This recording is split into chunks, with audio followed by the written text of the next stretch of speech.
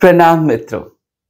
आज हम एक ऐसी ध्यान विधि के बारे में बात करेंगे जिसे हम कभी भी कर सकते हैं। सच बात तो यह है, एक ऐसा कृत्य जिसे हम दिन में 3-4 बार करते हैं बट होश पूर्वक नहीं करते। यदि हम उसको होश पूर्वक कर ले तो इसके वैसे ही परिणाम आएंगे जैसे अन्य ध्यान विधियों के। अब आप सोच रहे होंगे ऐसा कौन सा कार्य है जिसे हम दिन में 3-4 बार करते हैं और यदि हम होश पूर्वक कर लें तो ध्यान की विधि हो जाएगी। जी हाँ, वह कार्य है खाना खाना, भोजन करना। यदि आप खाने को, भोजन को भी पूरी ईमानदारी के साथ, सतर्कता के साथ, होश के साथ, अवेयरनेस के साथ करते हैं तो यह भी ध्यान की एक विधि है जो स्वयं ओशो भी समझाते हैं। और सबसे बड़ी बात तो है, ये इतनी गहरी ध्यान की विधि है कि आपके जीवन में होश हर तल पर जगेगा। या यूं कहें जैसे आप अन्य ध्यान विधियां करते हैं या सीखते हैं, उनके जो परिणाम आते हैं, खाना खाने से भी, भोजन खाने से भी वो परिणाम आ सकते हैं। लेकिन भोजन को हम ध्यान की विधि कैसे बनाएं, इससे पहले हम भोजन के संबंध में 1-2 बातें समझ लेते हैं ताकि आपको भोजन का न केवल महत्व पता चलेगा, किस तरह वह ध्यान से जुड़ सकता है ये भी समझ में आएगा। जी हाँ, आपने देखा होगा भोजन सिर्फ हमारा पेट ही नहीं भरता, हमें स्वाद यानी हमें टेस्ट भी बनाता है और हमारा स्वाद पूरा करता है कि जैसे आज हमको खट्टा खाना था, मीठा खाना था, वो हमने खाया और आनंद दिया।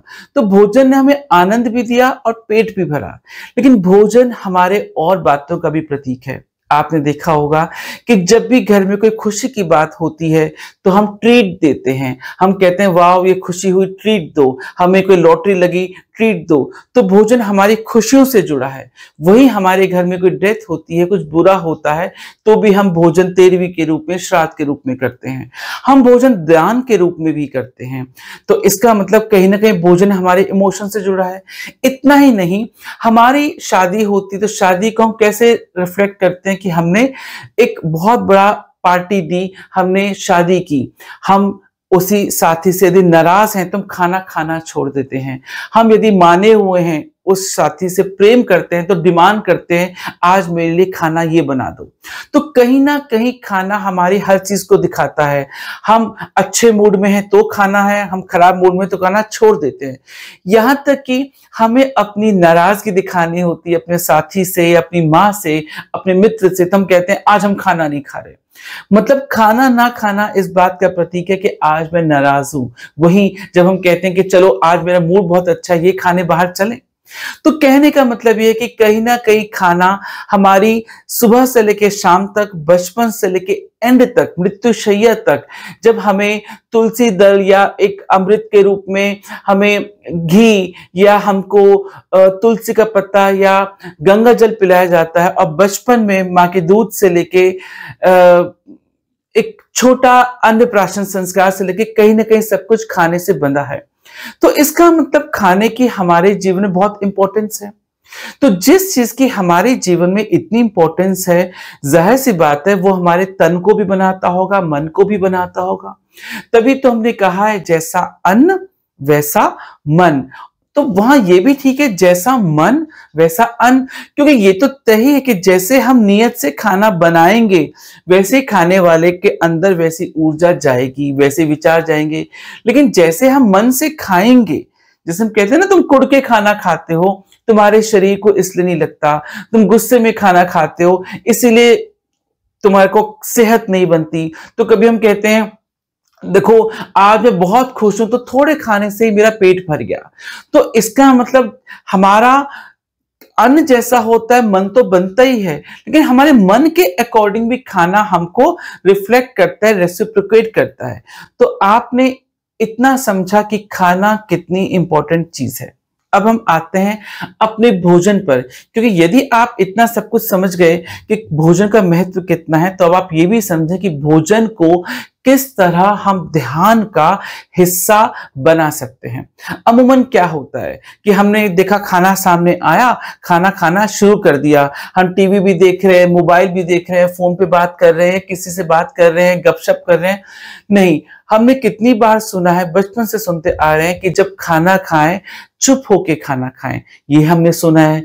हमने ये भी सुना है कि खाना चबा चबा कर खाएं, न केवल चबा कर खाएं, हमने तो अपने योग के माध्यम से, आरोग्यता के माध्यम से ये भी सुना है, समझा है, पढ़ा है कि खाने वाली चीज को पिए और पीने वाली चीज को खाएं।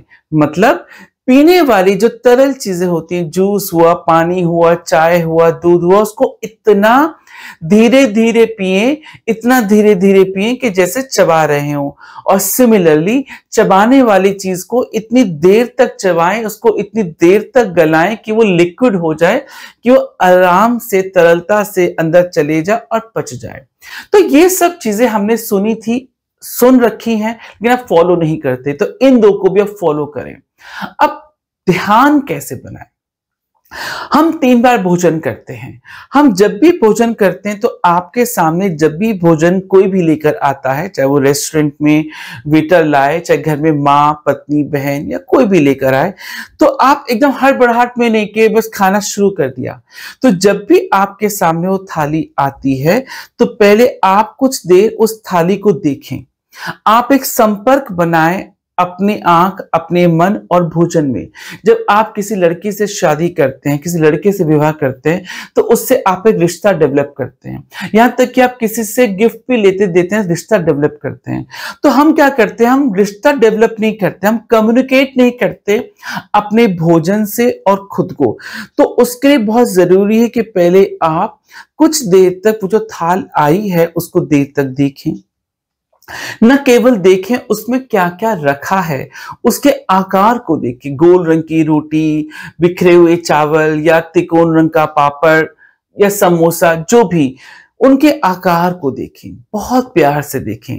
फिर उनके रंग को देखें, हरी चटनी, लाल चटनी, सफेद चावल, ऐसा अचार, ऐसा रायता, ऐसा तड़का, उनके आकार को देखें, उनके रंग को देखें। Let the communicate. आपका एक उससे रिश्ता होना चाहिए, क्योंकि ये आपके जीवन को परिवर्तित करने वाला है, आपको ऊर्जा देने वाला है। तो जिससे आपका संबंध नहीं होगा, जिससे आपका रिलेशनशिप नहीं बनेगा, संवाद नहीं होगा, तो वो आपको उस ढंग से क्योर, प्रोटेक्ट और हील भी नहीं करेगा।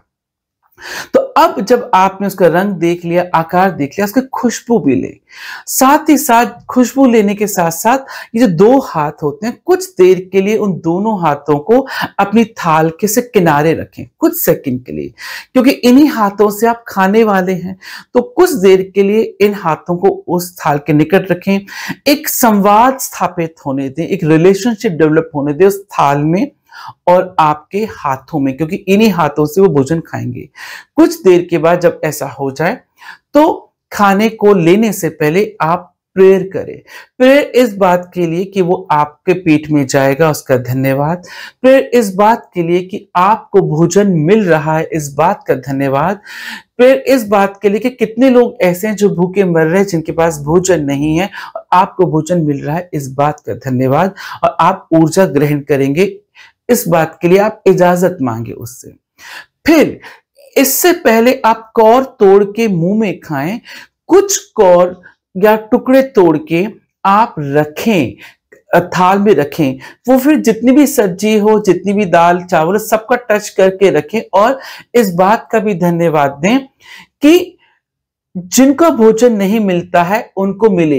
हालांकि इस टुकड़े से उनका पेट नहीं भरता, लेकिन ये एक तरीके का भाव है कि मैं देता भी हूं, मैं सिर्फ खाता ही नहीं हूं, मैं देने का भाव भी रखता हूं, मैं खिलाऊं भी, मैं दूं भी। तो ये इस बात का प्रतीक होता है। हम ज्योतिष के माध्यम से जाएं, अपने बुजुर्गों की सुने, वो 3 टुकड़े निकाल के रखते थे। यदि आप चाहते हैं आपके जीवन में बरकत हो, तो आप हमेशा 3 टुकड़े रोटी के तोड़े, जितनी भी सब्जी, दाल, अचार, रायता, चावल है, उनको टच करके किनारे में रखें। और ये इस भाव के साथ कि ये एक कौवे के लिए है, एक कुत्ते के लिए है, एक गाय के लिए है या पूर्वज के लिए है। अब आप कहेंगे ये तो अंधविश्वास की बात है। ठीक है, आप इसको अंधविश्वास समझते हैं, लेकिन इस ढंग से रखें कि आपने दिया किसी को, खाया बाद में, पहले निकाला। राइट? तो इस भाव से करें। अब आप रोटी का टुकड़ा तोड़े, तो जब आप वो तोड़ते हैं या चम्मच से चावल खाते हैं, कोई चीज लेते हैं, उसको फटाक से मुंह में ऐसे ना करें, उसको बहुत धीरे धीरे लाएं, धीरे धीरे लाएं, धीरे धीरे लाएं। और जब यहां पे लाएं तो उसकी गंध ले, उसकी सुगंध ले, उसका अब और एक संवाद स्थापित करने दें और फिर उसको होठों पे रखने से पहले कुछ सेकंड का पॉज लें, फिर मुंह में ले जाएं और मुंह में अब उसको आहिस्ता आहिस्ता अपने जो चारों ओर दांत फैले हैं उसके बीच चबने दें, चबने दें, चबने दें। जब हम चबा रहे हो तो उसको बहुत धीरे धीरे चबाएं, देर तक चबाएं कि पूरा लिक्विड हो जाए, फिर ही दूसरे कौर को तैयार कर ले। ऐसा ना हो कि अमूमन करते हैं हमने इस हाथ से खाया, दूसरे हाथ से दूसरा रेडी रख के हाथ में लेके रहते हैं कि ये खत्म हो ये डाल ले। नहीं, दूसरा कौर तब तक ना तोड़ें जब तक पहला खत्म ना हो जाए। तो पहला आप कौर लेके जाएं, पास लाएं और धीरे धीरे चबाएं, बहुत लिक्विड बनाएं और उसको अंदर स्वेलो करें, फिर दूसरा टुकड़ा तोड़े, फिर ऐसे धीरे धीरे भोजन को खाएं और जब भोजन समाप्त हो जाए उसके बाद आप उसको धन्यवाद दें कि तुमने मेरा पेट भरा, तुम मेरे शरीर में आए और तुमसे मैं ऊर्जा प्राप्त करूंगा, तुमने मुझे ऊर्जा दी, इसका सकारात्मक उपयोग हो, इस बात का धन्यवाद दें। अब एक प्रश्न लाजमी है, आप कहेंगे स्वामी जी अगर इतनी देर से हम थाल को देखेंगे, उसको निहारेंगे, उसको सूंघेंगे, उसका आकार, उसका रंग से कम्युनिकेट करेंगे, थाल से दोनों हाथों को संवाद स्थापित करेंगे और मुंह तक लाने में कुछ सेकंड लगाएंगे, तब तक तो हो गया काम हमारा। ये प्रश्न आपका लाजमी, आप जरूर सोच रहे होंगे कि ऑफिस में आधे घंटे का टाइम मिलता है, ऐसे खाएंगे तो एक रोटी खत्म हो पाएगी, घर में बैठेंगे तो खाना हो गया, दोस्त उठ के चले जाएंगे, रेस्टोरेंट में खाएंगे तो देर लग जाएगी, या हमारी तो ट्रेन निकल जाएगी, कहीं भाग रहे हैं, सामने वाला क्या सोचेगा। आप ठीक सोच रहे हैं, लेकिन आप एक बात समझिए, ऐसे ही है जैसे शुरू शुरू में आपने कभी गाड़ी चलाई हो, राइट। तो जब गाड़ी चलाते हैं तो आप अपना मोबाइल भी स्विच ऑफ रखते हैं, बहुत दूर तक देखते हैं, हॉर्न बजाते हैं और डेस्कटॉप पे देखते रहते हैं कि गाड़ी ठुक ना जाए। ये शुरू शुरू में करते हैं। जब आप एक्सपर्ट हो जाते हैं तब आप कान पे मोबाइल भी लगा लेते हैं, स्टीयरिंग भी चला लेते हैं, बिल्डिंग भी देख लेते हैं, साथ वाले से बात भी कर लेते हैं, सब कुछ कर लेते हैं। कहने का मतलब है एक बार होश सधने की कला आ जाए, होश सधने की कला आ जाए, अवेयरनेस की कला आ जाए, प्रेजेंट में होने की कला आ जाए, धैर्य की कला आ जाए, स्वीकार भाव की कला आ जाए, जब ये सब कुछ हो जाएगा फिर आपको दिक्कत नहीं आएगी। तो शुरू शुरू में आपको ऐसे लग रहा है, इसको ऐसे एक और समझे कि जब कोई रस्सी पे सर्कस वाला चलता है तो शुरू शुरू में सीखता है, डंडा लेता है, गिरता है, संभलता है, लेकिन जिस दिन उसको चलना आ जाता है रस्सी पर या पतली दीवार पर, तो वो इधर उधर भी देख लेता है, गाना भी गा लेता है, गुनगुना भी लेता है, उल्टा भी चल लेता है, पहिए पे भी चल लेता है और गिरता नहीं है। तो ये प्रैक्टिस वाली बात है।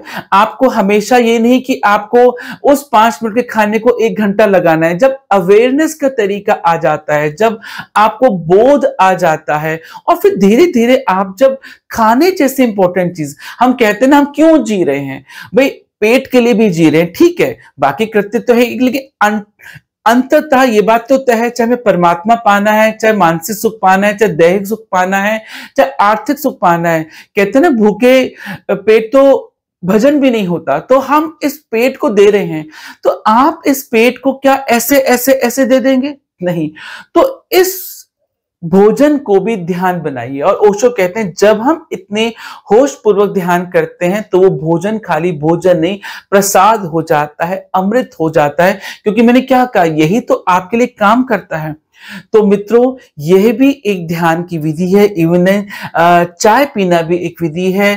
तिब्बत चाइना में तो एक टी सेरेमनी होती है, उस पर भी मैं कभी जरूर बात करूंगा। ओशो ने तो बकायदा सिखाया है कि चाय कैसे पिएं।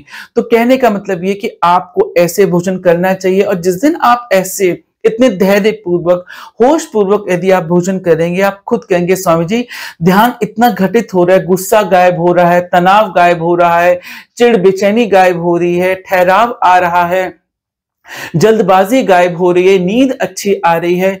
और धीरे धीरे जब 3 टाइम आप भोजन करते हैं, 2 बार ब्रंच करते हैं, चाय टोस्ट ऐसा कुछ खाते हैं सुबह शाम, तो आप 5 बार इस चीज का उपयोग करें तो आप पाएंगे सच में आपका जीवन बदल रहा है, आपकी मनस्थिति बदल रही है, आप बदल रहे हैं। तो भोजन एक बहुत गहरी विधि है। इसके लिए आपको कोई म्यूजिक चलाने की, किसी कैंप में जाने की, उछल कूद करने की, या कोई किताब खोल के टेप रिकॉर्ड चलाकर म्यूजिक चलाने की जरूरत नहीं है, इसे आप कभी भी कर सकते हैं। दिन में 3-4 बार तो आप कर ही रहे हैं, बस होश साध लें और आप मैं सच बताऊं उसके चमत्कारिक परिणाम आप अपने जीवन में पाएंगे, यदि जैसा मैंने कहा है ऐसा आप शुरू में कर पाए तो। आशा है आपको ये विधि अच्छी लगी होगी, समझ में आई होगी और आप इसका उपयोग करने की कोशिश करेंगे। यदि आपके ओशो जगत से जुड़े, ध्यान से जुड़े, अध्यात्म से जुड़े, आपके जीवन से जुड़े, मनोविज्ञान से जुड़े यदि कोई भी सवाल है, प्रश्न है, जिज्ञासाएं हैं, भ्रांति है, तो आप नीचे दिए गए नंबर पर मुझे व्हाट्सएप कर सकते हैं, अपना प्रश्न भेज सकते हैं। देर सवेरे सही आपको आपके प्रश्न का उत्तर अवश्य मिलेगा।